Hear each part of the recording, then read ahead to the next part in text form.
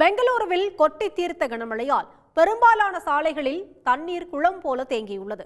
புறநகர் பகுதியில் ஏராளமான குடியிருப்புகளையும் தண்ணீர் சூழ்ந்ததால் மக்களின் இயல்பு வாழ்க்கை கடுமையாக பாதிக்கப்பட்டுள்ளது. தென்மேற்கு பருவமழை தொடங்குவதற்கு முன்பே கர்நாடக மாநில தலைநகர் பெங்களூருவில் கடந்த 2 நாட்களாக கனமழை கொட்டி வருகிறது. இதனால் பெங்களூருவின் பெரும்பாலான சாலைகளில் தண்ணீர் தேங்கியுள்ளதால் மக்களின் இயல்பு வாழ்க்கை முடங்கியுள்ளது.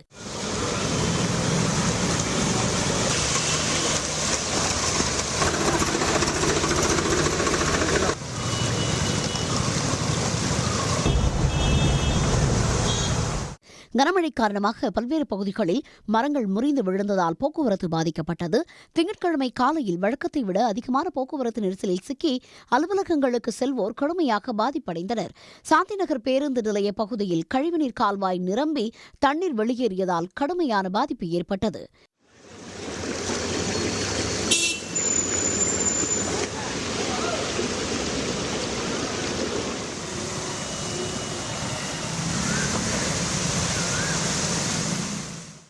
பெங்களூரு பிடிஎம் லே அவுட் பகுதியில் உள்ள வீடுகளுக்குள் மழைநீர் புகுந்ததால் வீட்டிலிருந்த பொருட்கள், வாகனங்கள் தண்ணீரில் தத்தளித்தன. வீடுகளுக்குள் புகுந்த மழைநீரை மக்கள் வாளிகளை கொண்டு வெளியேற்றினர்.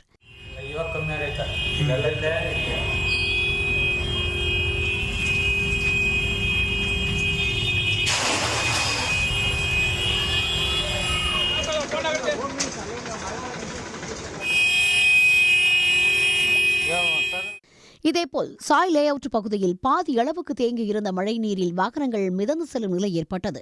மேலும் மழைநீர் சூழ்ந்த பகுதிகளில் இருந்த மக்களை படகுகள் மூலம் மீட்புப் படையினர் பாதுகாப்பான இடங்களுக்கு அழைத்துச் சென்றனர். மழைநீர் சூழ்ந்த பகுதிகளை சட்டமன்ற உறுப்பினர் பசவராஜ் ஜேசிபியில் ஏறி சென்று பார்வையிட்டார்.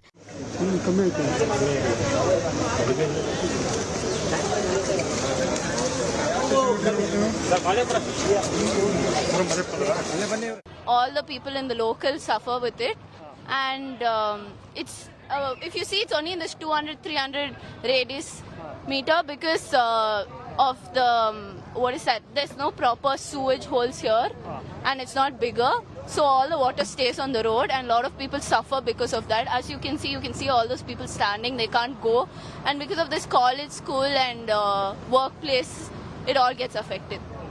பெங்களூரு மட்டுமின்றி புறநகர் பகுதிகள் கோலார், மாண்டியா, மைசூரு, ஹசன், குடகு உள்ளிட்ட கர்நாடகாவின் 15 மாவட்டங்கள் கனமழையால் பாதிக்கப்பட்டன. கர்நாடகாவில் கனமழை தொடரும் என எச்சரிக்கை விடுக்கப்பட்டுள்ளதால் தண்ணீர் தேங்குவதை தடுக்க அரசு முன்னெச்சரிக்கை நடவடிக்கைகளை மேற்கொள்ள வேண்டும் என மக்கள் கோரிக்கை விடுத்துள்ளனர். உடனுக்குடன் செய்திகளை தெரிந்து கொள்ள சன் நியூஸ் பெல் ஐகானை கிளிக் பண்ணுங்க.